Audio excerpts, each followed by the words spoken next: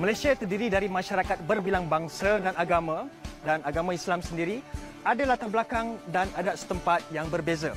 Adat-adat ini kita tahu ada yang menyalahi syariat. Walau bagaimanapun ada adat yang patuh syariat dan adat ini mampu membantu pengimarahan masjid. Kali ini imarah masjid berada di Masjid Qaryah terbaik Negeri Sembilan untuk kita meninjau bagaimana adat-adat ini mampu menjadi satu platform dakwah untuk menyebarkan syiar Islam dalam kalangan masyarakat setempat. Baiklah, imarah masjid minggu ini berada di Masjid Kampung Pauh, Teraci, Negeri Sembilan.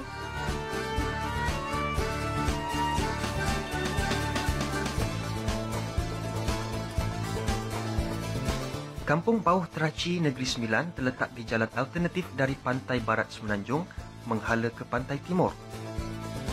Apapun, Masjid Kampung Pauh ini agak tersorok sedikit dari jalan utama, tapi ia tidak menghalang pihak masjid untuk rancakkan aktiviti pengimarahan. Juga kreativiti pengurusan Masjid Qaryah terbaik Negeri Sembilan ini pelbagaikan sumber pendapatan masjid boleh diberi pujian dan wajar dicontohi. Kita telah pun ada kebun seluas 4 ekar, di mana 2 ekar daripadanya kita jadikan untuk wakaf tanah perkuburan dan 2 ekar lagi kita tanam dengan tanaman getah. Dan samping itu dalam kawasan 2 ekar tanah perkuburan tadi kita baru gunakan lebih 3 tahun. Jadi kita bangunkan tanah wakaf ini dengan berusaha menanam rock melon ini bersama dengan satu usahawan mualaf kita di Kuala Pilah ini. Yang menariknya, adat setempat yang patuh syariah dan tanah wakaf yang ditanam dengan pupuk getah dijadikan pakej pelancongan bagi menambah pendapatan masjid. Sering kita dengar tanah wakaf terbiar dan tak dibangunkan. Tapi ini tidak berlaku pada tanah wakaf yang diuruskan pihak Masjid Qaryah Kampung Pauh. Kubur pun baru beberapa petak digunakan, jadi setiap kaki persegi dioptimumkan sebaiknya menjana pendapatan kepada ahli qaryah yang menoreh dan pihak masjid sendiri. Okey, baiklah. Sebenarnya Bandar Teraci Kuala Pilah ni kaya dengan pelancong dan selalu pelancong-pelancong datang. Jadi diharapkan pihak masjid dapatlah menjana pendapatan dengan menarik lebih ramai pelancong untuk merasai sendiri macam mana perasaan menoreh getah dan siapa yang nak menoreh getah itu akan dikenakanlah sedikit yuran bagi menampung kita punya kos dan sebagainya. Inilah dia ladang getah yang seluas 2 ekar yang dikatakan tadi. Sebahagian tanah lagi, pihak masjid adakan pula usaha sama wujudkan ladang fertigasi tanaman rock melon bersama usahawan tani. Bukan setakat jana pendapatan, malah pihak masjid tak perlu tanggung kos penyelenggaraan tanah. Jadi 4 ekar ni, kalau sekiranya kita nak tak cari pengusaha, masjid akan menanggung beban yang beratlah untuk nanti nak menguruskan, nak membersihkan kawasan. Jadi bila ada Cik Ana dan suami dia jumpa, dia nak cuba nak usahakan tanaman fertigasi yang itu, jadi kita terimalah, kita beri kerjasama. Dan kita pun, saya sendiri pun dapat ilmu teknologi baru sebenarnya. Harga runcit rock melon boleh cecah RM8 sekilo, manakala harga ladang RM5 sekilo. Setiap pokok biasanya hasilkan 2 biji buah dan boleh ditanam 3 kali setahun. Purata tuaian satu musim, 20,000 kilogram. Dari keseluruhan pendapatan tadi itu, berapa peratusan yang disumbangkan pada pihak masjid? Okey, setakat ini mengikut perbincangan dan persetujuan pihak masjid juga, kita bagi kepeliharaan hasil kita sebanyak 5% kepada masjid lah. 5% kepada masjid. Tapi selepas berbincang dengan semua orang bahawa sekiranya hasil lagi menguntungkan lebih daripada jangkaan kita, will be bonus lah untuk masjid.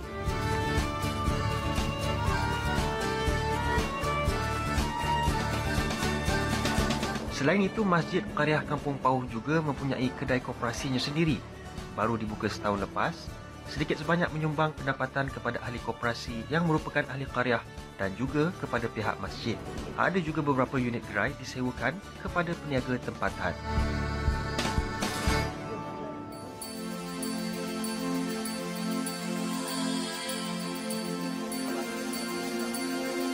Kembali ke masjid, golongan muslimah disertai juga pelajar daripada kolej berdekatan sedang khusyuk dalam kelas Taranum Al-Quran.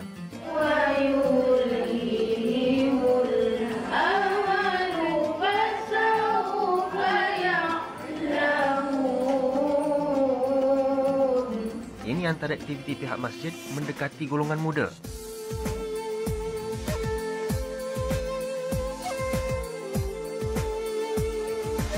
Selesai jamuan ringan, ada lagi majlis ilmu.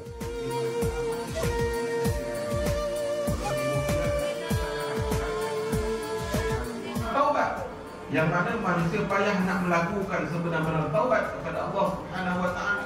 Sebenar-benar taubat ini bukan mudah. Kita nak menjaga tingkah laku kita, kita nak menjaga kita punya peribadi kita, sukar kita nak menjaga perkara tersebut.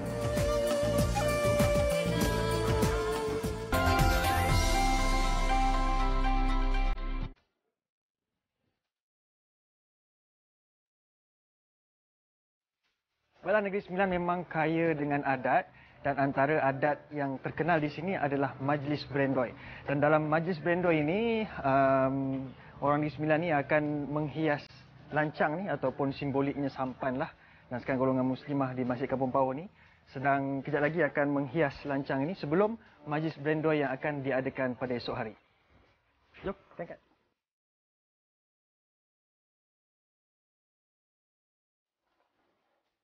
Adat lama yang dipelihara dijadikan aktiviti untuk mengimarahkan masjid. Dulu-dulu dia akan bawa lancang ni, orang kampung akan berkumpul menghias lancang, lalu berkumpul bawa kuih. Kalau ada apa-apa perayaan lah, macam Maulud Nabi, Kunui ke apa. Kendara. Jadi dia bawa ni menerusi sungai. Oh, sungai. Dulu sungai, jalan utama. Kelihatan golongan muslimah sedang sibuk memasak pulut kuning dan merebus telur untuk majlis berendoi atau majlis cukur jambul. Sementara itu, di dalam Dewan Masjid sedang berlangsung kursus Bilal. Kita nak bezakan kita dengan sin, zai dengan zal, zai dengan mo. Sa kita akan keluarkan sikit lidah kita pada gigi tu.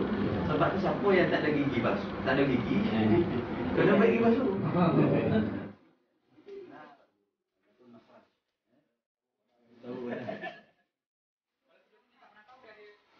Sebahagian yang lain pula beri tumpuan kepada ceramah kesihatan yang disampaikan oleh Dr. Kamarul Arifin. Ada juga disediakan khidmat pemeriksaan kesihatan yang uniknya sukarelawan tempatan yang diberi latihan yang membuat pemeriksaan. Golongan asnaf turut diraikan dan diberi sumbangan oleh NGO terkemuka Islamic Relief Malaysia. Sebelum daripada ini pun kita sudah melakukan kerja kemanusiaan dalam sektor yang lain. Contohnya pembinaan rumah. Contohnya juga maknanya memberikan peluang pekerjaan. Jadi ini antara sektor-sektor kemanusiaan sebenarnya yang sudah pun kita lakukan di sekitar kawasan Kuala Pilah ini, dan ini adalah yang kita lihat pada hari ini adalah sebahagian daripada kitaran program-program kemanusiaan tersebut.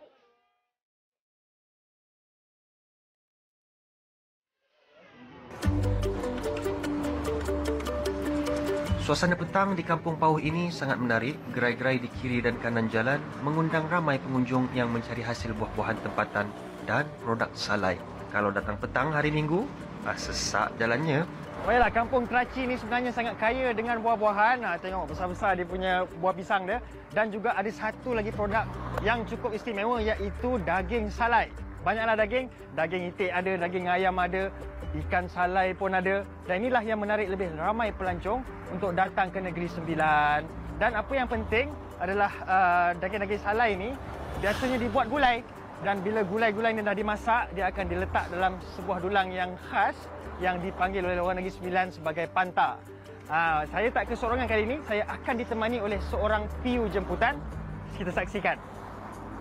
Satu lagi keunikan adat setempat adalah panta. Golongan muslimah biasanya akan memasak di rumah dan menjunjung dulang berisi makanan ke masjid untuk dihidangkan kepada jemaah masjid. Dan kalau di Kerachi ni, semuanya masak lomak produk salai. Tapi kali ini kita tak akan beli produk salai yang dijual di gerai. Ada cabarannya. Di belakang masjid, panoramanya sungguh mendamaikan. Terbentang luas sawah padi yang menghijau. Dan di lopak belakang masjid inilah ikan keli yang nak dimasak perlu ditangkap menggunakan tangan sahaja. Aktiviti ini dinamakan mengocap. Dan kita akan ditemani seorang piu yang memang asal dari Nogoi 9. Saya dengar cerita, siapa yang dapat tangkap ikan paling banyak ada hadiah. Betul. Siapa orang pertama yang dapat tangkap ikan puyuh pun ada hadiah. Betul. Laki dan perempuan, dan siapa yang dapat tangkap ikan 9 pun dapat hadiah. Betul. Tapi hari ni kita nak tengok siapa yang dapat tangkap ikan pakai mulut. Luar biasa. Okey, okey, semua dah sedia? Okey, semua dah sedia ke?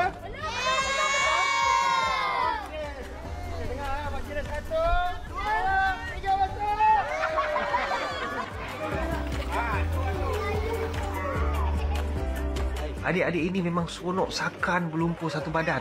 Ngocah punya ngocah, pengurusi masjid yang dapat ikan dulu. Piu Mohsin dapat boleh tahan juga saiznya. Ha, tu dah. Dapat dah seekor. Ikan 9. Bukan senang-senang nak tangkap ini. Licin, berlumpur. Ini kalau tak kono kat cara ni, disongek ni. Tengok cara nak pegang ni. Kono pastikan dia punya songek tu terbuka. Kalau tidak, tangan kita yang terbuka. Okey? Jadi, hati-hati. Ikan 9. Rasa pun sedap. Tercabar saya ni. Itu dia. Saya tak dapat yang besar. Dapat yang kecil pun jadilah. Golongan muslimah pun tak kurang hebatnya. Apapun mengocah memang meriah. Nak rasai pengalaman ni? Hubungi pihak Masjid Kampung Pauh untuk pakej pelancongannya.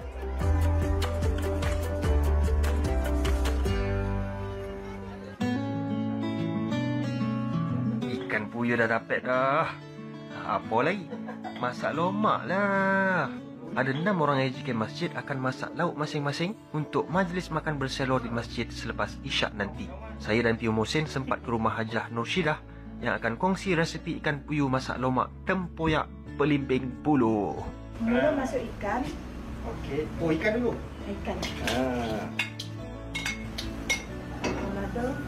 Ni menu asli kampung ni. Cili api, ada campur kunyit tak?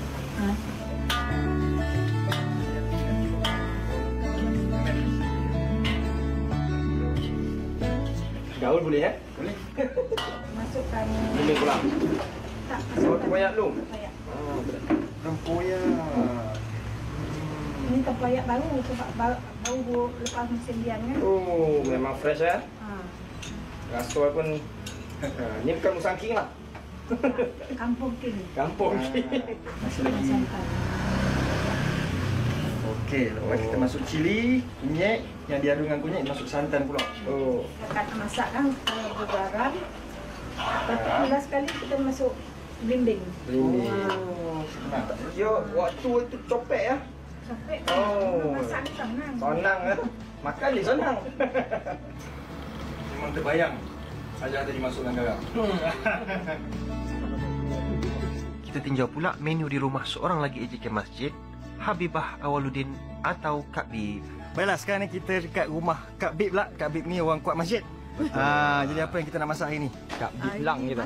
Bib Lang. Sebab dia popular dengan Kak Lang. Ke Kak Lang Bib? Okey. Menu kita dengannya 9 salai dengan buah copu. Buah Orang copu? Copu. Jadi cepu. Buah copu ni kalau kita tengok dia bentuk manggis pun ada juga. Kan? Ala-ala bentuk manggis lah. Tomato Tapi tomato pun ada. Mohsin, saya tengok macam satu lagi buah favourite saya. Apa tu? Buah pisang kaki. Betul. Tapi warna hijau. Tapi dia besar lah kan? Yalah. Pisang pun duduk kat kaki. Datang kaki. So tadi saya dah rasa dah sebenarnya yang colour ala-ala oren kuning macam ni agak masam, ada manis-manis sikit. Ada mana-mana Ada sikit-sikit. Tapi kalau hijau ni confirm memang power masam dia. Aromanya mengancam. Bismillahirrahmanirrahim. Selawat dah panjang tadi. Memang ikan fresh. Baru lepas tangkap. Terus kat sini. Saya nak rasa buah copu tu. Bismillahirrahmanirrahim. saya tak boleh masam-masam.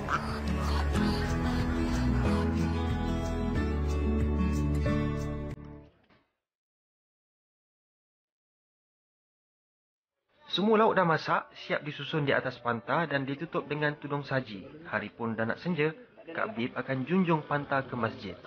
Balutan khas kain batik di kepala akan stabilkan beban. Kak Bib bertemu 5 AJK lain membawa panta masing-masing menuju ke masjid. Syahdunya pemandangan ni. Susah nak dapat kat mana-mana tempat lain dah sekarang.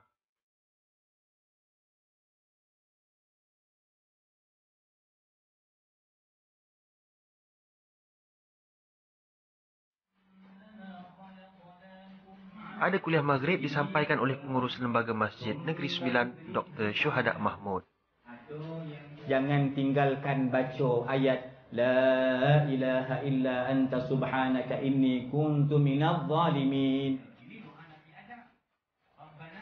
Usai kuliah, Adun Sri Menanti sempat beramah mesra bersama ahli qaryah di samping menyampaikan sumbangan kepada golongan asnaf. Perlu bergegas ke tempat lain, beliau tak sempat menunggu untuk majlis makan berselo. Namun ada berita baik untuk semua masjid di Negeri Sembilan bagi menambah pendapatan sekaligus menarik lebih ramai golongan muda. Perancangan kita, saya nak minta masjid nanti untuk pasang wifi dan kerajaan negeri juga ada meminta telco ni untuk memasang tower dia di setiap masjid. Ini income masjid. Betul. Bila pasang tower ni dan wifi free kat situ, disyaratkan memberikan wifi free. Dan dah tentulah bila sebut wifi aja, dah lebar. Tak lagi daripada anak muda dah. Selepas isyak, majlis makan berselo dimulakan.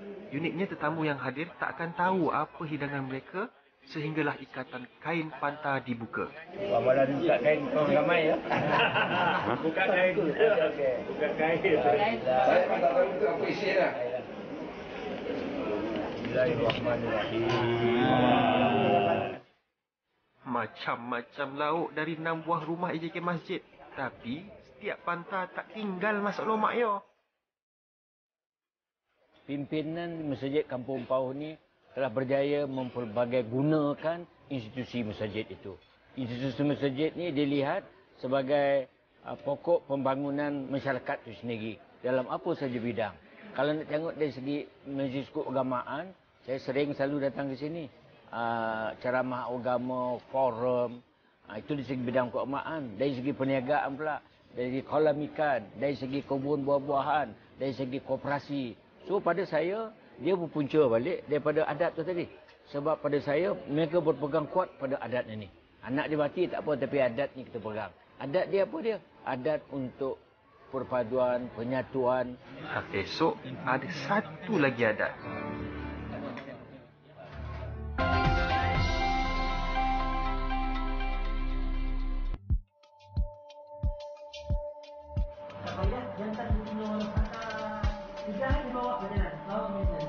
Kuliah subuh pagi ini disampaikan oleh Timbalan Mufti Negeri Sembilan sendiri.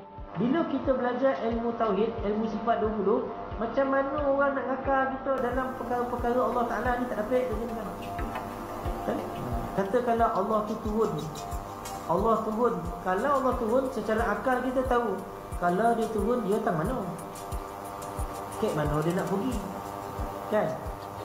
Sedangkan kita belajar dalam ilmu tauhid, Allah tu tidak bertempat. Sebab Allah tu bukan objek, bukannya benda, bukannya jisim, bukannya jirim, bukan.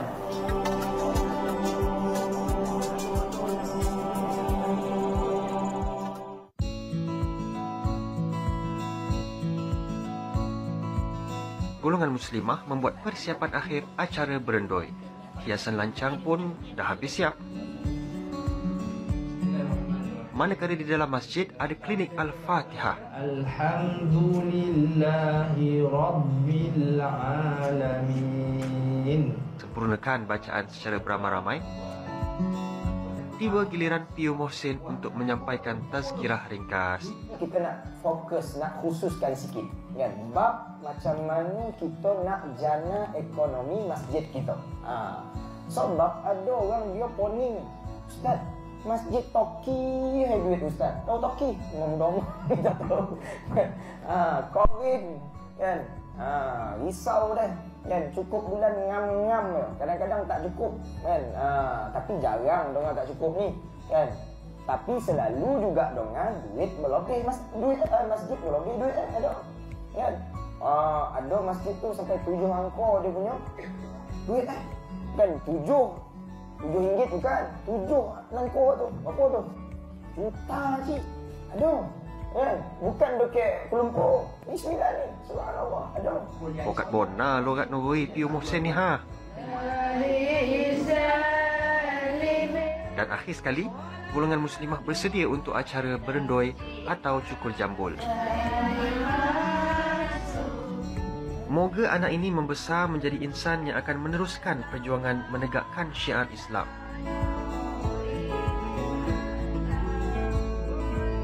Tetamu yang hadir dihadiahkan bunga telur sebagai tanda penghargaan dan kenang-kenangan.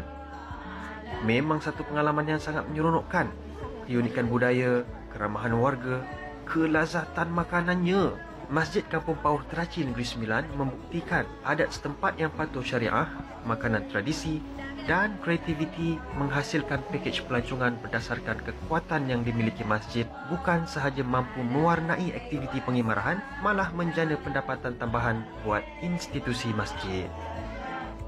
Baiklah, kita dah pun sampai ke penghujung rancangan. Banyak betul benda yang kita belajar pada 2-3 hari ini ya. Betul. Piu Mohsen, mungkin Piu Mohsen ada komen sikit tentang peranan masjid sebenarnya dalam masjid ni kan biasanya kita anti adat kan. Tapi macam mana masjid ni nak sebenarnya adat ni sebenarnya berguna untuk membantu aktiviti pengimarahan masjid. Betul. Jadi kita kena faham bahawa Islam ini dia tidak menolak adat sebenarnya kan. Tetapi adat tu mesti berlunaskan syariat.